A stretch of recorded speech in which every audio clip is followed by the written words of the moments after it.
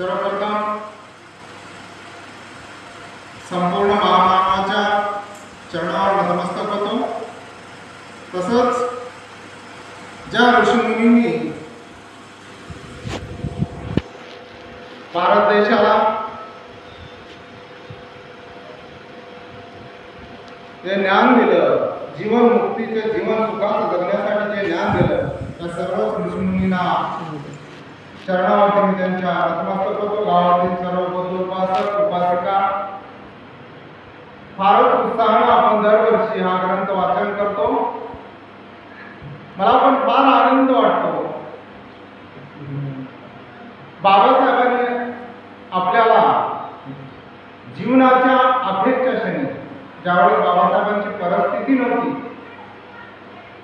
बाबासाहेबांनी संविधान दिलं, सर्व काही कामे झाली होती, माझा हा समाज, हा दीनदलित समाज, ज्या समाजातून त्यांनी आपलं जीवन व्यतीत केलं होतं, त्या समाजाला मी शेवटी कुठे नेऊन बसवायचं, कुठला धर्म द्यायचा, जीवनाचे 21 वर्ष त्यांनी हाच अभ्यास केला। माझ्या या समाजाला मी काय करायचं, आणि शेवटी जाता जाता फार त्यांची परिस्थिती नव्हती, इतक्या अवघड परिस्थितीमध्ये हा ग्रंथ पण त्यांनी आपल्यासाठी अनमोल खजिना दिलेला आहे। त्याच्यातले एक एक वाक्य आपल्याला अमृताप्रमाणे आहे, जे प्राशन केल्यानंतर त्याचं ज्ञान आपल्या बुद्धीतून बाहेर प्रकट होणार आहे। आणि म्हणूनच हे ज्ञान जगाच्या पाठीवर विस्तृत गेलेलं आहे। आणि बाबासाहेबांचे त्या भारत देशामध्ये राहणाऱ्या कष्टी दीन दलित लोकांचं भाग्य समजा की बाबासाहेबांनी कशाचाही विचार न करता आपल्या सर्वांना हा सुखाचा सागर आपल्या हातामध्ये दिलेला आहे। आणि तो म्हणजे दुसरं तिसरं काही नसून हा आपला बौद्ध धम्म आहे। आणि या धम्मामध्ये त्या धम्माचं अनुसरण करू, आचरण करू, पंचशीलाचं पालन करू, आर्यन अष्टांगिक मार्गाच्या वाटेला आपण जर जीवन व्यतीत केलं तर याच जन्मात, याच वर्तमान काळामध्ये जी भगवान बुद्धांनी निभानिक अवस्था सांगितलेली आहे ती प्रत्येक माणसाला प्राप्त करता येते। त्याला अनमोल चैतिक सुख म्हटलेलं आहे, ते घेता येते। असा हा धम्म आपल्या समोर ठेवलेला आहे। आणि कालपासून या ग्रंथाला वाचण्यास सुरुवात झालेली आहे। बुद्धाचार्य पद्माकर लोहाची भोवरे यांनी काल आपल्याला चांगल्या प्रकारे समजावून सांगितलेलं आहे की भगवान बुद्धांचा जन्म, त्यांचं कुळ काय आहे, आणि त्यांचे पूर्वज म्हणजे कोण कोण होते, त्यांचे 4 भाऊ, त्यांच्यानंतर 2 आत्या, आणि भगवान बुद्धांचा जन्म काल आपण लिंबोनी वनामध्ये भगवान बुद्धाचा जन्म झालेला बघितलेला आहे। आणि त्यावेळेसचं वातावरण काय झालं होतं हे किती सुंदर आणि मोहक होतं। याचाच अर्थ भगवान बुद्धाचा जन्म वैशाख शुद्ध पौर्णिमेला झालेला आहे। हे लक्षात आल्यानंतर आपल्याला एक गोष्ट सहज लक्षात आली पाहिजे, हा ग्रंथ जरी या दिवसामध्ये पावसाळ्यामध्ये चालू झाला, परंतु भगवान बुद्धाचा जन्म वैशाख पौर्णिमा कधी येते? वैशाख पौर्णिमा उन्हाळ्यामध्येच येते। आणि त्यावेळेस जे आपण आंब्याला याला मोहर येतात ना, त्या मोहराचा टाइम असतो। सगळं एवढं सुंदर वातावरण होतं। अशा लिंबोनी वनामध्ये महामायेने एका 4 वृक्षाच्या एका वेलीला हात धरला आणि सहज अंगत रित्याने वाऱ्याची झुळूक आली आणि महामायेच्या पायावर अलगद होऊन वर उचलल्या गेली। आणि तेव्हाच उद्यावरी भगवान बुद्धाचा जन्म या भूतलावर झाला। आणि भगवान बुद्धाचे जन्मल्याबरोबर पाय या भूमीवर पडलेले आहे। त्या बारीक सारीक गोष्टीने निरीक्षण करायचं, परीक्षण करायचं, काय लिहिलं, कसं लिहिलं, कशासाठी सांगितलं। जगामध्ये अनेक स्त्रिया जन्मलेल्या आहेत, पण महामायाच्या प्रजननाचा काळ, तिची वस्तुस्थिती, या गोष्टीला बारकाईने आपण निरीक्षण केलं पाहिजे। आणि अशाच्याच पोटी असे बालक जन्माला येतात। आणि तसं मग काल आपण जन्म भगवान बुद्धाचा, काल आपण जन्म वनामध्ये जन्मास आलेला आहे आणि आज आपल्याला त्यांच्याच घरी असित मुनीचे आगमन होते ही बाब बघायची. ज्यावेळी या बालकाचा जन्म झाला त्यावेळी असित नावाचा एक महान तपस्वी ऋषी हिमाचल पर्वतावर राहत होता. आणि असित मुनी कोण होते?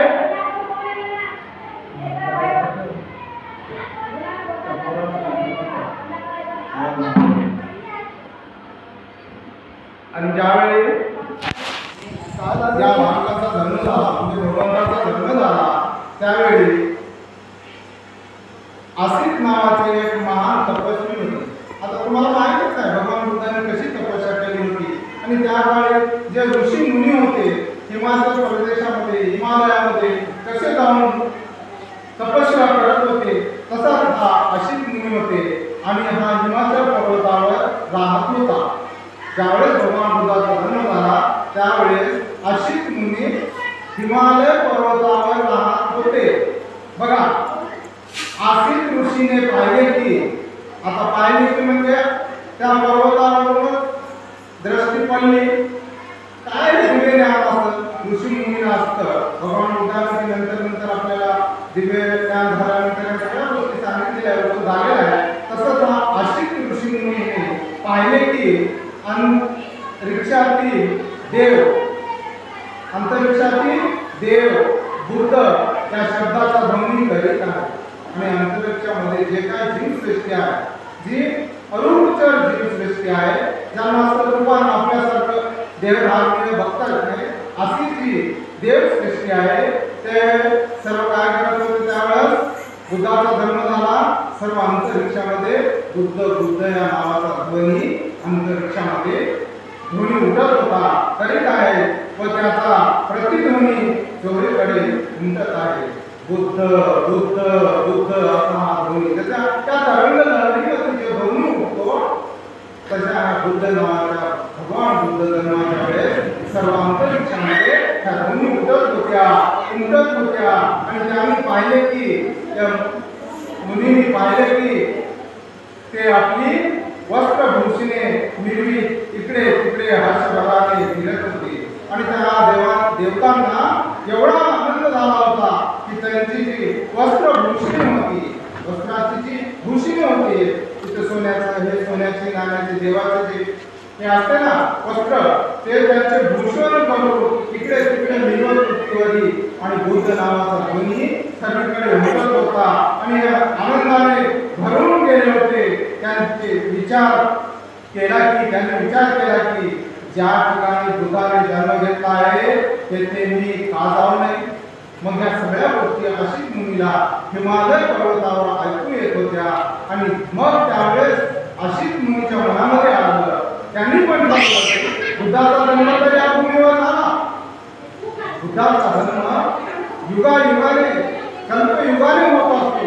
आणि भगवान बुद्धाचा जन्म झालेला असित मुनीला या ध्वनीनं कळालं. आणि या तरंगमय ध्वनीने कळाल्यानंतर त्यांचा पण मनाचा विचार असा झाला की आपण त्यांना भेटण्यासाठी किंवा त्यांना बघण्यासाठी त्या ठिकाणी का जाऊ नये. त्यांनी आपल्या दिव्य दृष्टीने सर्व जम्बूद्वीपाचे निरीक्षण केले. आणि या भारत देशाचं नाव त्यावेळेस जम्बूद्वीप होतं. आणि या त्यांच्या दिव्य दृष्टीने म्हणजे आपल्या सामान्य डोळ्याने दिसत नाही. भगवान बुद्धाच्या याच ग्रंथामध्ये शेवटच्या ज्या 10 बोधिसत्वाच्या 10 पायऱ्यांमध्ये शेवटची पायरी धर्मोमेघ समाधीची पायरी प्राप्त झाल्यानंतर त्यांना हे दिव्य दृष्टी प्राप्त होते दिव्य ज्ञान प्राप्त होते जे की आपल्या सामान्य माणसाच्या आवाक्याच्या बाहेर आहे. त्यांना दिव्य दृष्टी म्हणतात. आणि असं म्हणजे असित मुनीला सुद्धा हे दिव्य दृष्टीने त्यांनी बघितलं तेव्हा शुद्धोधनाच्या वेळी तळपणारे एक दिव्य बालक जन्माला आले असून त्यामुळे अंतरिक्षातील सर्व देव हर्षनिर्भर झाले आहेत असे त्याला दिसले. आणि असित मुनीला सर्व दिव्य दृष्टीनं दिसलं की शुद्धोधनाच्या वेळी हे जे बालक जन्मलं तेच कुंज होता. पुढे हा मुनीला आणि सर्व देवदेवता अंतरिक्षातले हर्षाने आनंदाने भरून गेले होते. हे सगळं त्यांनी त्यांच्या दिव्य दृष्टीने बघलं. म्हणून तो महान ऋषी उठला. मग तो महान ऋषी उठला आणि आपल्या पुतण्या नरदत्त, त्यांच्यासोबत एक पुतण्या होता त्यांचं नाव होतं नरदत्त, याला बरोबर घेऊन राजा शुद्धोधनाच्या घरी आला व त्यांच्या राजवाड्याच्या प्रवेशद्वारावरी उभा राहिला. आणि मग तो ऋषी अशित मुनी आणि त्यांचे पुतण्या नरदत्त होते त्यांचा, ते दोघं निघाले आणि त्यांनी शुद्धोधनाच्या प्रवेशद्वारावर म्हणजे शुद्धोधन नगरी यांची जी नगरी होती कपिलवस्तू त्यांच्या प्रवेशद्वारावर ते येऊन पोहोचले. तेथे त्यांनी लाखो लोक गोळा झाल्याचे पाहिले आणि आल्यानंतर मी त्यांना लाखो लोक गोळा झाले होते. तेव्हा तो द्वारपालक जवळ गेला आणि त्याला म्हणाला, अरे राजाला जाऊन सांग की दाराशी एक तपस्वी उभा आहे. आणि भगवान बुद्धाचा जन्माच्या वेळेस त्या घरी पण आनंदी वातावरण होतं. लाखो लोक जमले होते आणि अशित मुनीनं तिथल्या द्वारपालाला सांगितलं, म्हणजे त्या दरवाजावर रक्षण करण्यासाठी त्या काळामध्ये उभे राहत होते ते रक्षक, त्यांना सांगितले की दरवाजावर तू जा आणि आज जाऊन सांग की तुझ्या दरवाजावर एक तपस्वी येऊन उभा राहिला आहे. तेव्हा तो द्वारपाल शुद्धोधनाजवळ गेला आणि हात जोडून बोला.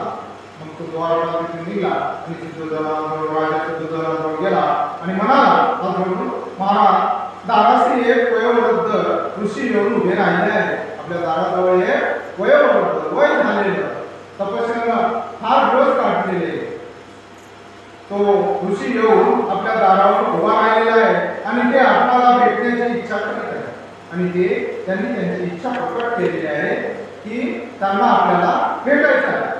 राजाने अशित मुनीकरिता एक आसनाची व्यवस्था केली आणि राजाला खबर मिळाल्याबरोबर अशित मुनीसाठी त्यांनी आसन तयार केलं. एक राजा कसा सिंहासनावर बसतो आणि आजूबाजूला आसन असतात तसे आसन त्यांच्यासाठी जागा ठिकाणी केली, व्यवस्था केली.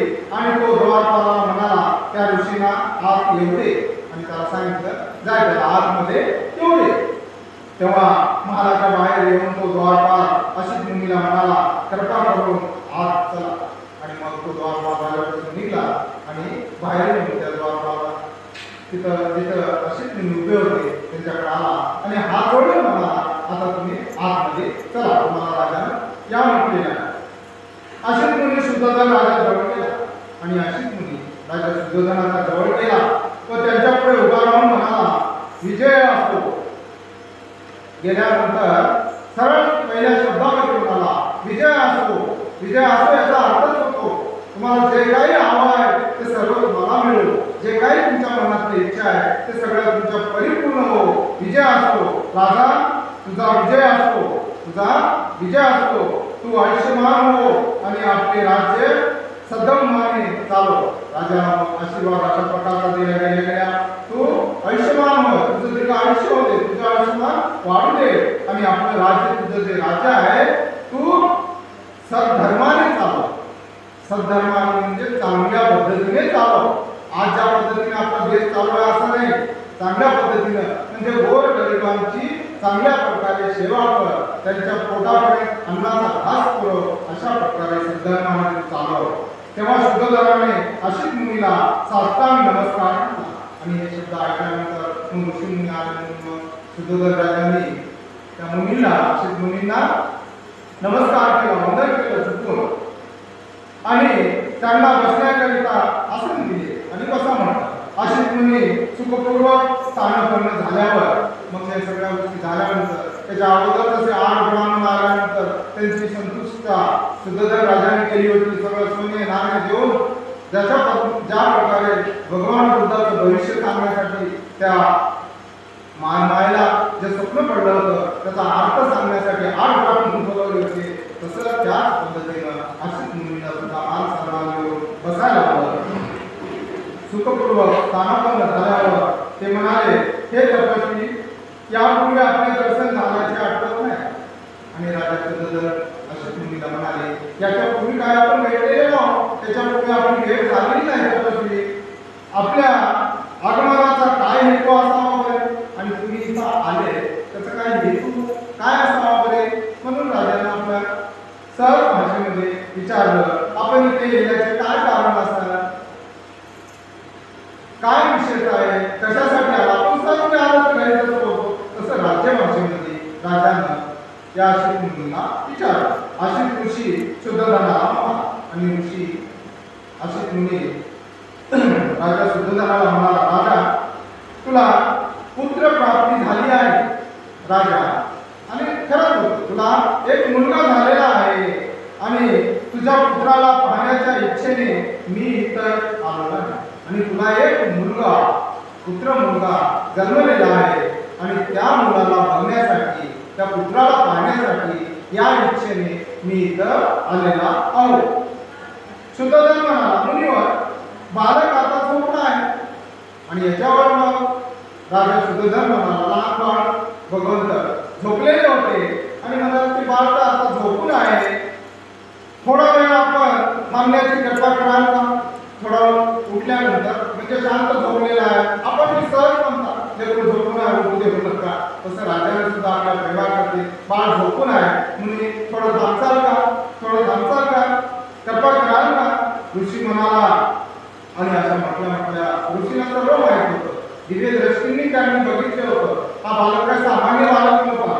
म्हणून त्यांनी ऋषी म्हणाले, राजा असले थोर महात्मे जास्त वेळ झोपत नाही, तेवढा लहानपणी जे काय होणार हे अशी तुम्ही सांगू लागले. असे थोर महात्मे जास्त वेळ झोपत नाही, हा थोर महात्मा स्वभावताच जागृत असतात.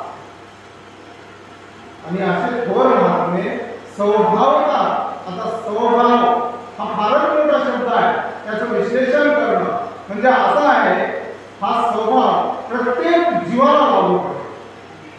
तिथे हे एवढे जे मानव जीव आहे प्रत्येकाचा स्वभाव वेगळा आहे, बरोबर.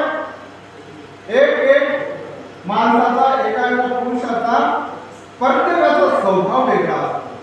माझा स्वभाव वेगळा आहे, माझ्या पत्नीचा स्वभाव वेगळा आहे, माझ्या लेकराचा स्वभाव, जरी आम्ही एका घरातले असतो तरी प्रत्येकाचा स्वभाव वेगळा असतो. मग मुनी अशीच मुनी म्हणतात, हा थोर महात्मा आहे, हा जास्त वेळ झोपणार पण नाही, बालपणी चांगले आणि यांचे स्वभावातच हे जागृत असतात. आता जागृत हा शब्द फारच महत्वाचा आहे, यांचं मुळातच जागृत अवस्था असते.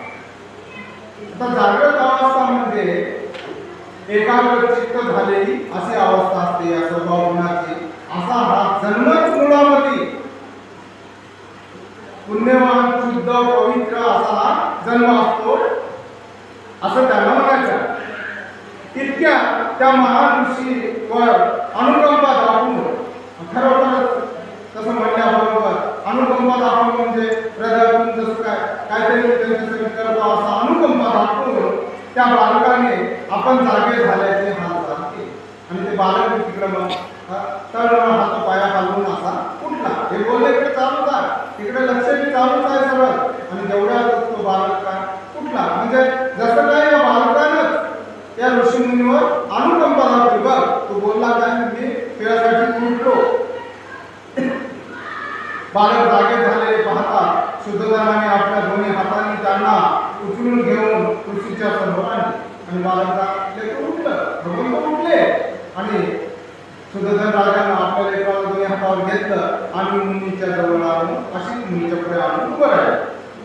अशीच ऋषीने त्या बालकाला निरखून पाहिले आणि अशीच मुनीनं त्या बालकाला हातावर धरलेल्या बाळाला निरखून पाहिलं. जसं 8 ब्राह्मणानं सगळं त्यांचे हात पाय करून त्यांचं वर्णन केलेलं होतं, बरोबर आहे. त्यानंतर त्याच पद्धतीनं अशीच मुनीनं सुद्धा या बालकाला शुद्धोधनाच्या हातावर धरलेल्या बाळाला निरखून बारकाईनं बघितलं, पाहिलं. तेव्हा तो महापुरुषाच्या 32 लक्षणांनी व 80 शुभचिन्हांनी युक्त असलेले दिसले. हे सामान्य माणसाला दिसते का? 32 लक्षण आपल्याला सांगता येतात का? तर माझ्या शेवटी याच्यामध्ये काय लक्षण आहे? भगवान बुद्धाचे जे लक्षण आहेत, त्यांचे हात लांब कसे होते, त्यांच्या भुवया कशा होत्या, सगळ्या गोष्टीचं हे लक्षण आहे. आणि ते लहानपणीच त्या लक्षणाला जाणणारे ते ऋषी मुनीच असतात. सामान्य माणसाला ह्या नजरेने बघताच येत नाही. आपण सामान्य माणसं, म्हणून हा धर्म फार उच्च प्रतीचा आणि हा धर्म बाबासाहेबांनी आपल्यासाठी केलेला. मग अशीच मुनीनं या बाळाला, या महापुरुषाला बारकाईने निरखून पाहिलं. त्यावेळेस 32 लक्षण कॅरेक्टर गुण म्हणतात. जसं सोन्याला सोनं का म्हणतात आपण? सोनं पिवळं जर असते, त्याला किती झडपून असा तार जरी केला, किती लांब केलं, त्याचा तो पिवळसर होऊन जात नाही. त्याला लक्षण म्हणतात. सोन्याचं लक्षण काय? पिवळसर आहे, म्हणून त्या धातूला एक सोनेरी त्याचं नाव केलं सोनं. तसं प्रत्येक धातूला लक्षण असतं, तसं माणसाला सुद्धा लक्षण असतात. त्या लक्षणापैकी चांगुलपणाचे, पावित्र्याचे, पुण्याचे जे लक्षण असतात, जे पुढे जाऊन महापुरुष होतात, तसे 32 लक्षणं असतात. ते पूर्ण 32 लक्षणं भगवंताच्या लहान बालकाच्या मूर्तीमध्ये अशीच मुनीला शुद्धधनाच्या हातावर निरखून पाहत असताना दिसत होते आणि ते पाहून बोलत होते. 32 लक्षणं आणि 80 शुभचिन्हांची युक्त असलेले त्यात दिसले. आणि 80 शुभचिन्ह भगवान बुद्धाच्या प्रत्येक ठिकाणी शुभचिन्ह, स्वास्तिक चिन्हाला शुभचिन्ह म्हणतात. आणि प्रत्येक ठिकाणी स्वास्तिक होतं, हातावर होतं, तळपायावर होतं, पाठीवर होतं. बघा मूर्तीवर दिलेलं आपलं निरीक्षण परीक्षण कमी असते, त्याच्यामध्ये स्वास्तिक चिन्ह होतं, त्याला शुभचिन्ह म्हणतात प्रत्येक ठिकाणी. आणि असे 80 शुभचिन्ह म्हणून युक्त असलेले त्यात दिसले. आणि त्याने पाहिले की त्यांचा देह शुक्र व ब्रह्म यांच्यापेक्षाही अधिक तेजस्वी आहे. आणि त्यांनी त्या चक्षुने बघितलं की त्यांचा देह शुक्रदेव, सकाळी निघणारा शुक्रदेव तारा जसा लखलख चकचक म्हणतात, तसा शुक्रदेव आहे. त्यांच्यापेक्षाही ब्रह्म, ज्याला पवित्र म्हणतात, शुद्ध म्हणतात. पंचशीलाचे पालन, अष्टांगिक मार्गाचं पालन केल्यानंतर हा देह जो पवित्र होतो त्याला ब्रह्म म्हणतात. आणि या ब्रह्माचं, यांचं जे पावित्र्याचा तेजस्वीपणा असतो, यांच्यापेक्षाही या बालकाचं तेजस्विता जास्त होती, यांच्यापेक्षाही अधिक तेजस्वी आहे. हे त्यांचे तेजोमंडल त्यांच्यापेक्षा सहस्र पटीने अधिक दैदिप्यमान. आणि या शुक्र आणि ब्रह्म या दोन्ही देवापेक्षा भगवान बुद्धाचं तेजस्विता किती पटीनं? 100 सहस्र पटीनं अधिक आहे, दैदिप्यमान आहे. सामान्य डोळ्याने त्यांचं तेजस्विता आपण बघू शकत नाही, एवढं आहे. अशीच ऋषीच्या मुखातून तोही उद्गार दिला. हे सगळं बघितल्यानंतर अशीच मुनीच्या मुखातून निघून झाल्यानंतर हातावर बाळकाला हे शब्द निघाले, निसंदेह. काय शब्द निघाले? निसंदेह, कसलाही संदेह बाळगू नका. या पृथ्वी तलावर हा अलौकिक पुरुष अवतरला. आणि हा त्याला म्हणतात अवतार, जन्माला येणे. या पृथ्वी तलावर हा अलौकिक असा लौकिक पुरुष कोणीही यांची बरोबरी करू शकत नाही पुरुष अवतरला आहे. असे म्हणून अशीच मुनी आपल्या आसनावरून उठले व आपले दोन्ही हात जोडून त्यांनी त्या बालकाला साष्टांग नमस्कार घातला. राजाच्या पाया पडणारा अशीच मुनी त्याच्या बालकाच्या पाया पडून साष्टांग नमस्कार घातला. ते सगळं लक्षण बघून त्यांना ओळखू आलं. दिव्य दृष्टीने अशीच मुनीला समजलं हा बालक काय आहे आणि काय होणार. घातला त्यांनी बालकाभोवती प्रदक्षिणा घातली. आणि त्या बालकाला मग आता त्याच्यासोबत राजा आलाच असतो. राजाच्या हातावर बालक काय, राजा आला, त्या दोघांना एक प्रदक्षिणा घातली. आपल्या बालकाभोवती प्रदक्षिणा घातली आणि त्याला आपल्या हातात घेऊन ध्यानमग्न स्थितीत उभे राहिले. आता हातात सुद्धा घेतलं, एक प्रदक्षिणा घातली त्या दोघांना अगोदर आणि मग काय केलं, त्या बाळकाला आपल्या हातात घेतलं आणि ध्यानमग्न स्थितीत उभे राहिले. असं हातात घेतलं शुद्धजनाकडून ते सगळं बघून आणि असं डोळे लावून ध्यानामध्ये मग्न होऊन उभे राहिले. अशी ऋषीला पूर्वीची सुपरिचित भविष्यवाणी माहित होती. आणि अशी ऋषीला अशी मुनींना याच्या पूर्वीच माहित होतं, भविष्यवाणी माहित होती. गौतमाप्रमाणे महापुरुषाच्या 32 लक्षणांनी युक्त.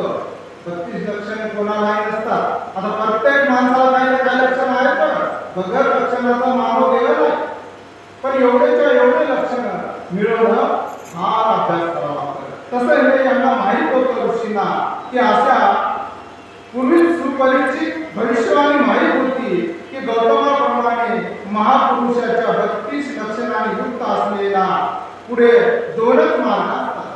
आणि असे 32 लक्षण ज्या पिंडामध्ये असतात त्याच्या पुढे 2च मार्ग असतात, तिसरा नाही. आता मग ते 2 मार्ग कोणते? 2च मार्ग असतात म्हणजे त्यांच्या जीवनामध्ये ते असे होतात. असा हा मार्ग जर तो संसारी जीवनात राहिला तर चक्रवर्ती सम्राट होईल. जर असा बालक संसारी जीवनात राहिला तो चक्रवर्ती सम्राट होईल. चक्रवर्ती म्हणजे सर्व जगावर राज्य करणारा, सर्व जगाचं राजा करणारा, सगळ्या जगाला सुखानं आनंदानं चालवणारा असा राजा होईल. जर तसं जर नाही झालं पण जर ग्रहत्याग करून त्याने संन्यास जर घेतला तर तो सम्यक समृद्ध असा बुद्ध होईल. बघा आता यांनी 2 पर्याय ठेवले. असे 32 लक्षण ज्या बालकावर दिसतात तो बालक भविष्यामध्ये त्याचं जीवन चारित्र्य इथं वर्णन मिळालं. ते सांगत आहे की पुढे यांच्या पुढे काय असतात तर असे 32 लक्षणांनी आणि 80 शुभचिन्हांनी युक्त असलेला बालक त्याच्या जीवनामध्ये 2च पर्याय असतात. ते म्हणजे ते जर जीवनामध्ये राहिले संसारामध्ये गुंतले म्हणजे बाळाच्या नंतर तरुणपण आल्यानंतर वडिलांच्या याच्यामुळे लग्न झालं त्या संसारामध्ये जर गुंतले तर ते राजा झाले असते तर सर्व जगावर राज्य केले असते, सर्व भोग राज्य झाले असते.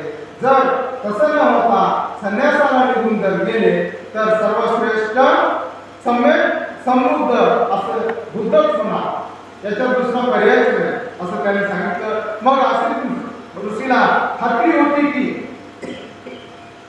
असे 32 लक्षणांना 2 पर्याय असतात. मग आशित मुनीला याच्या पुढे भी खात्री होती. काय खात्री होती?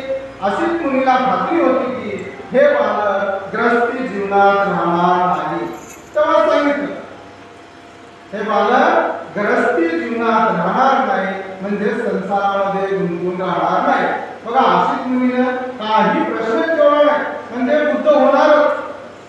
त्या बालकापुढे पाहून अश्रू ढाळी दीर्घ निश्वास टाकून तो ऋषी रडू लागला. आणि मग त्यांना ओळखून आलं हे बालक संसार पण करणार नाही. त्यांनी सगळं त्यांचं भविष्य भूतकाळ वर्तमान काळ भविष्यकाळ तिन्ही कालखंड ज्या लोकांना समजतात त्यांनी त्यांना बघितलं आणि मग त्या बालकाला बघून ते अश्रू ढळू लागले. असा दीर्घ श्वास पडू लागले, फुंके देऊ रडू लागले. त्याचं पण काय कारण असं ते पुढे अशीच मुले अश्रू ढाळे व दीर्घ निश्वास टाकीत रडत आहे हे शुद्ध झालं. आणि मग आता हे सगळं होत असताना अशीच मुलीला तर रडू आले आणि हे रडत असलेलं शुद्धधन राजा पण बघतच आहे, त्यांच्या समोरच उभा आहे. पाहिले आणि अशीच मुली रडत असलेले पाहून शुद्धधनाच्या अंगावर रोमांच उभे राहिले आणि त्यांनी व्याकुळतेने अशीच मुलीला विचारलं. एवढं तर बालकाची प्रशंसा झाली, एवढं असं म्हणणार माहीत झालं, पण शेवटी अशीच मुली रडत का आहे यामुळे व्यतीत झाले, चिंतित झाले. राजाला बालकाबद्दल काय आहे त्यांना चिंता झाली. आणि मग त्यांनी त्यांना विचारलं हे मुलीवर अशा रीतीने का रडत आहात, अश्रू का ढाळीत आहात, दीर्घ निश्वास का टाकीत आहात, रडत आहे फोक्सा असे मुख्य देऊ रडत आहेत अशीच मुली, पण तुम्ही असे का रडत आहे? आणि राजाला चिंता होत आहे, तुम्ही जर रडत आहे तर आम्ही काय समजायला पाहिजे असं म्हणून त्यांना चिंता होत आहे. माझ्या बालकाचं भविष्य निर्विघ्न आहे ना, माझ्या बालकाचं भविष्य म्हणजे पुढचा जो जीवनाचा काळ आहे चक्र आहे त्याच्यामध्ये कोणते विघ्न तर नाही ना, निर्विघ्न आहे ना असं म्हणून राजा शुद्धोधन अशीच मुनीला विचारत आहे. हे ऐकून ऋषी म्हणाला आणि सगळं राजा पण कृष्णातून पडला, चिंतित पडला. ते सगळं ऐकून माझ्या बालकाचं भविष्य होता काळ निर्विघ्न आहे ना, कुठलं विघ्न तर येणार नाही ना, कुठले त्रास तर होणार नाही ना माझ्या बालकाला आयुष्यामध्ये. त्यासाठी मी त्यांनी विचारलं. हे ऐकून ऋषी म्हणाला, राजा मी बालकासाठी रडत नाही. राजा या बालकाला विघ्न आहे त्यासाठी मी रडत नाही. त्यांचे भविष्य अगदी निर्विघ्न आहे. त्यांच्या भविष्यामध्ये कुठलंही विघ्न येणार नाही, कुठलाही दुःख होणार नाही, कुठलाही त्रास होणार नाही, कुठलाही अडथळा येणार नाही. मी रडतो आहे तो माझ्यासाठी. मी रडत कशासाठी आहे? माझ्यासाठी रडत आहे. का बरं? तुम्ही तरी रडता का बरं? शुद्धोधनाने असं विचारलं. ऋषी म्हणाले, उत्तरले, मी वयोवृद्ध झालेला आहे आणि माझं वय आता झालेलं आहे. मी वयोवृद्ध आहे. माझं आयुष्य आता